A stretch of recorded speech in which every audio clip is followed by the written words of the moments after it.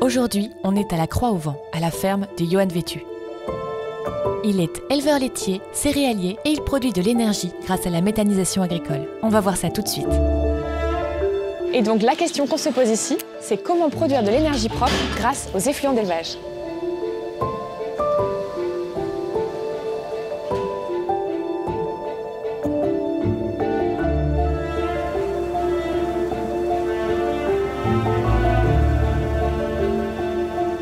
Vous êtes sur l'exploitation agricole L'Eurel Croix-au-Vent, qui est une exploitation donc production laitière dominance, avec 2 300 000 litres, 165 vaches à la traite, donc 380 animaux. Voilà pour la production laitière. Autrement, l'exploitation, on fait aussi des céréales plein champ, donc du blé, tournesol, de l'orge pour la consommation de nos vaches. On fait également des légumes plein champ, des petits pois, une vingtaine d'hectares de petits pois, une vingtaine d'hectares de flageolets. Et on a un atelier volaille à 400 mètres carrés avec un bâtiment style label.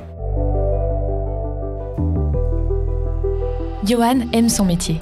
Et pour pouvoir l'apprécier encore plus longtemps, il n'hésite pas à se diversifier et à investir dans le matériel et la technologie. J'aime avancer, j'aime l'évolution et la technologie, donc on a les robots de traite.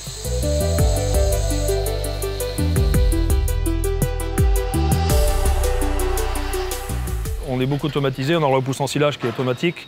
On a également les tracteurs qui sont autoguidés par satellite. On a des outils connectés aussi par satellite pour faire des coupures tronçons, par exemple quand on met l'engrais pour ne pas avoir de doublons sur l'exploitation. Donc l'intérêt de la technologie, pour moi, c'est ce confort de travail avant tout. Confort de travail, parce que c'est vrai que 165 vaches à la traite, si on était en mode traditionnel avec une salle de traite, ça serait pénible. Aujourd'hui, c'est pas pénible parce que c'est les robots qui font le boulot. Donc moi, avant tout, c'est la pénibilité du travail. Et puis aussi, la technologie permet d'être performant, quoi. C'est pas à court terme, c'est des investissements à long terme. Ouais.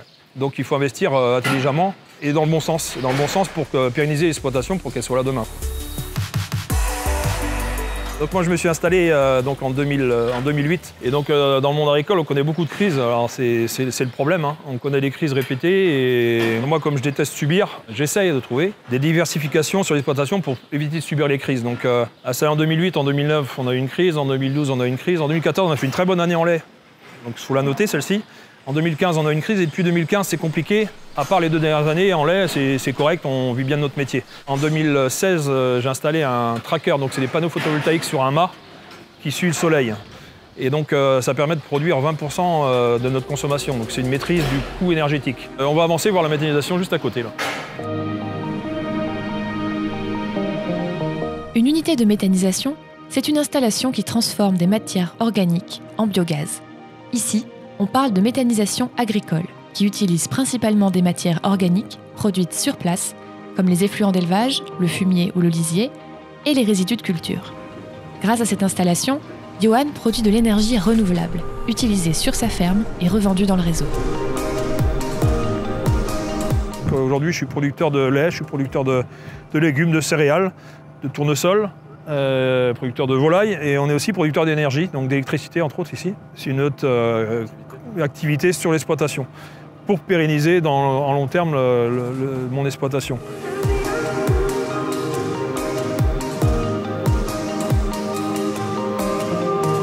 Donc comme vous le voyez là, donc la méthanisation, on est sur le site et juste à côté, donc il y a le bâtiment d'élevage. Donc la méthanisation est bien intégrée à l'élevage. Avant de produire de l'énergie, les matières organiques générées sur la ferme sont collectées et stockées dans un ou plusieurs réservoirs de stockage. Elles sont ensuite triées, broyées et mélangées pour obtenir une certaine homogénéité.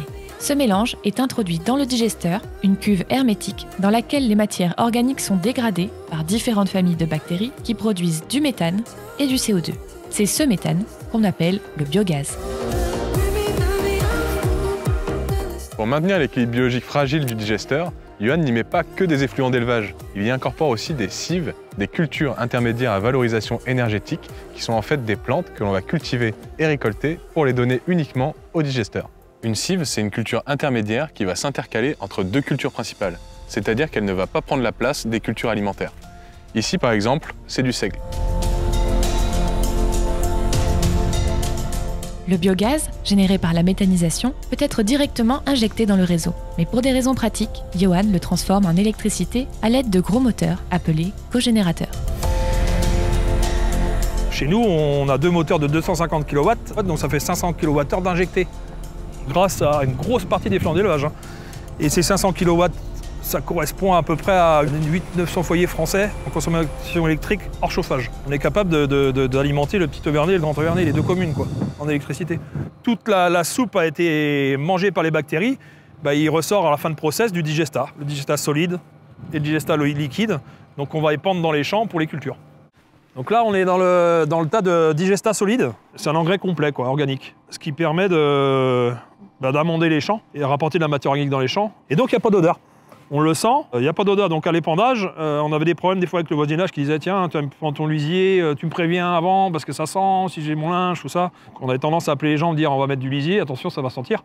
Aujourd'hui, on ne le dit même plus parce que ça ne sent pas l'épandage. Donc c'est un des avantages de la méthanisation agricole.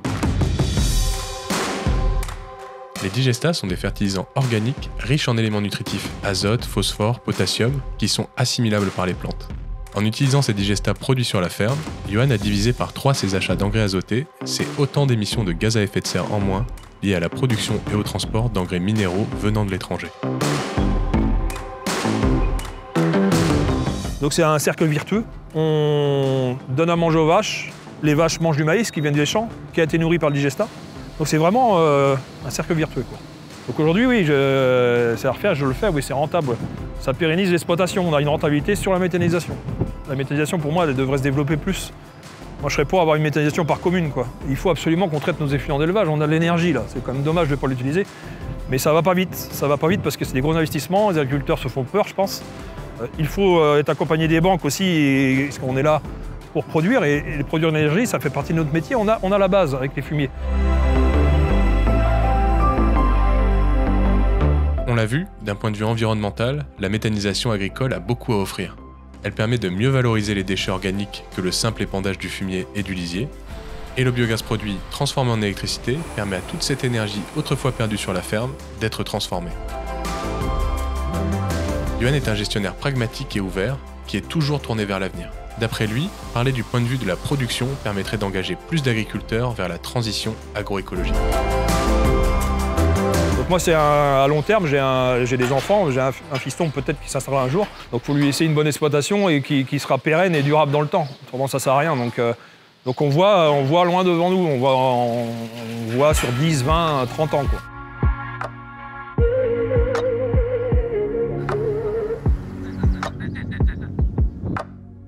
Je rationalise beaucoup de choses, donc l'environnement, c'est exactement pareil que ma production. Il faut faire pour que ça se passe bien. Par exemple, je sème des bandes mellifères dans les bandes enherbées. Ça sert à rien, c'est pas de production. Par contre, ça fait venir les abeilles. Alors ça paraît rien, mais c'est énorme. Ça fait venir les abeilles qui viennent butiner aussi dans mes cultures et qui viennent faire féconder les cultures pour avoir une augmentation de rendement. Donc à partir du moment qu'il y a un lien économique, écologique, ça me va bien. La méthanisation agricole présente de nombreux avantages, à condition, entre autres, de ne pas faire concurrence aux productions alimentaires avec les cives, de ne pas importer des matières premières de l'étranger pour faire tourner le digesteur, comme cela peut se faire pour certaines centrales électriques thermiques, et à condition d'accepter un modèle de production qui repose sur l'élevage des animaux en bâtiment.